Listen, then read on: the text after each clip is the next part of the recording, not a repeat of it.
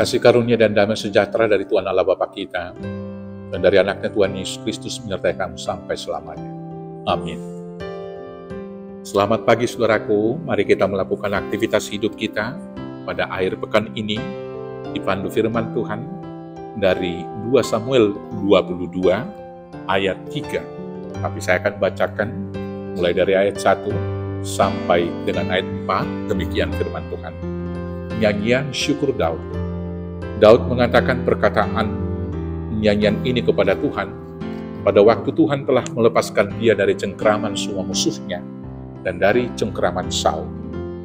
Ia berkata, "Ya Tuhan bukit batuku, kubu pertahananku dan penyelamatku, Allahku gunung batuku, tempat aku berlindung, perisaiku, tanduk keselamatanku, kota bentengku, tempat pelarianku, juru selamatku, Engkau menyelamatkan aku dari kekerasan.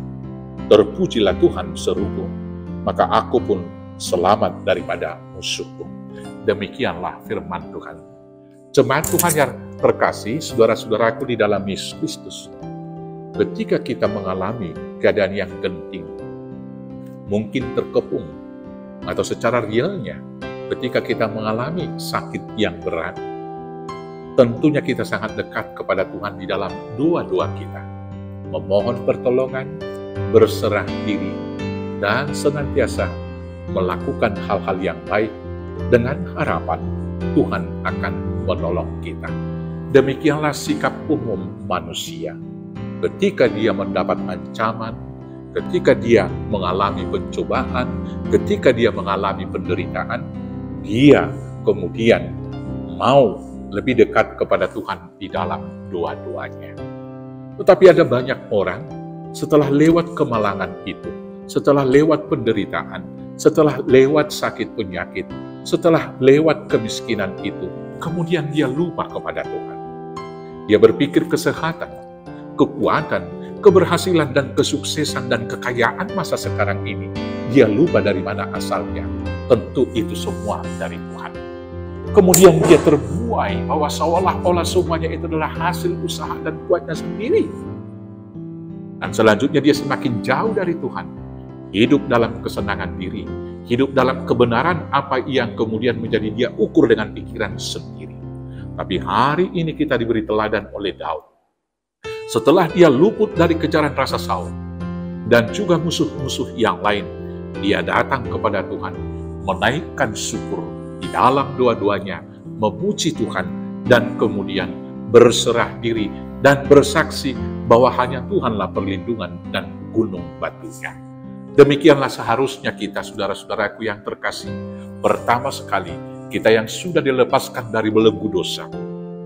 Karena darah Kristus yang telah mati di kayu salib telah membebaskan kita.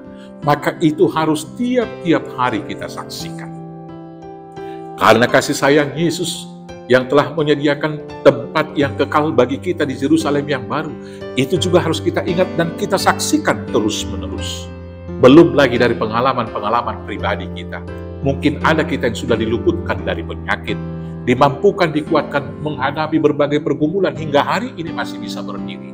Kemudian dibangkitkan dan kemudian diberikan harapan yang baru. Ketika usaha kita tahun-tahun kemarin gagal, tapi hari ini kemudian berhasil dan beruntung.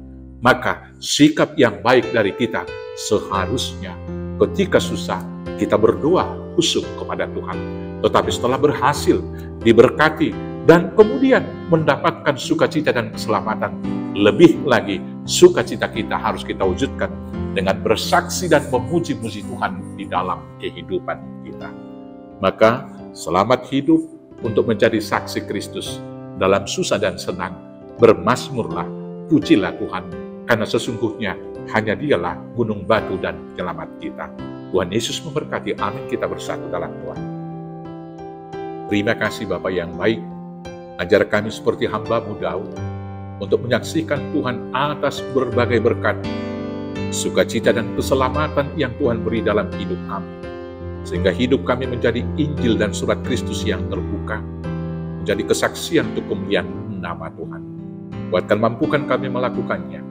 Hanya dengan pertolongan Yesus Kristus Tuhan Juru Selamat kami yang hidup. Amin. Selamat berakhir pekan, selamat beraktivitas. Tuhan Yesus memberkati. Horas, horas, horas.